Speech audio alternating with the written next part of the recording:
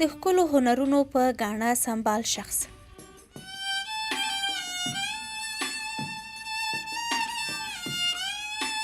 ارباب هاشم د پېښور یو ستر مجسمه جوړونکی، انځورګر او موسیقیار دی. هغه له تیرو 20 کلونو را په دې خوا مجسمې جوړوي، انځورګري کوي او موسیقي غږوي. یو مجسمه تیارول لپاره اول خو یو ماډلینګ کلی ورته وایي، خټه تیارول دي چې کوم ډېر ګران پروسس دی تیارول. هغه خټه بیا میچور شي، بیا هغې نه موږ یو مجسمه تیاره کړو. مجسمه چې جوړه شي بیا وچه شي، بیا بټۍ کې موږ پوښ کړو.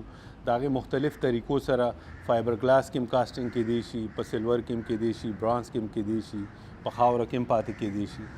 هغه د نړۍ سترو شخصیاتو مجسمې په ښکلي هنري انداز کې جوړې کړي او د کور ماحول یې د لوی تاریخ حافظه ده. هغه وایي پښتني ټولنه کې د هنر ارزښت خورا کم دی او باید په دې برخه کې زیات کار وشي. دا کار زه کوم نو ما نه خو ډېر خلکو دا تپوس وکړو چې دا خو یو ډېر سخت ګناه ده او د ګناه ثواب کې ما دومره سټډي وکړه چې ما نه یو چوټه موټه غونته کې فلسفي جوړ کړه که نه د دې ساده خلکو چې دوی به وایي چې دا ګناه ده، دا ثواب دی، دا دي. مونږ خو چاله څه نقصان نه رسو، مونږ خو خپل کار سره کار ساتو.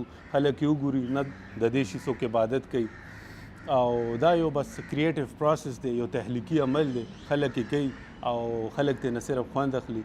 نور د دې څه داسې څه ګناه نشته چې ما ته ښکاري. دا یو آرټ دی چې پکار دی چې د معاشره کې پیلاو شي، خلک مطلب ډېر خلک دې ته راشي، یو ښه معاشره به مو پیدا کړو.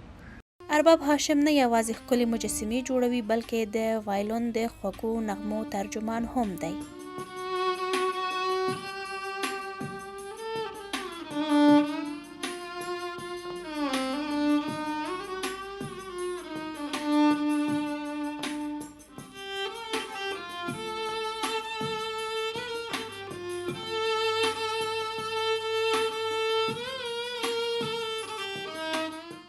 هغه د موسیقۍ په ګاڼه پسولل شوی هنرمند دی.